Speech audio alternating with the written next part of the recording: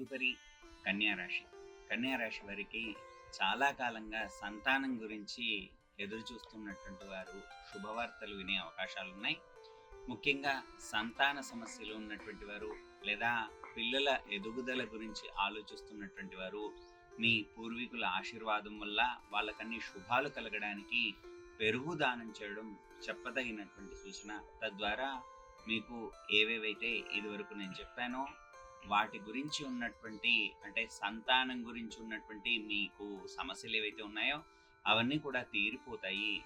తద్వారా మీకు సంతానానికి శుభ పరంపర మీకు కనబడుతూ ఉంటుంది. ముఖ్యంగా ఈ వేసవి కాలంలో పెరుగు దానం చేయడం లేదా పెరుగు చిలికి చల్లలా దానం చేస్తూ ఉండడం, బాటసార్లు ఎవరైతే ఉంటారో ఎండల్లో ప్రయాణం చేస్తూ ఉండేటువంటి వారికి, అలాంటి వారికి దానం చేయడం.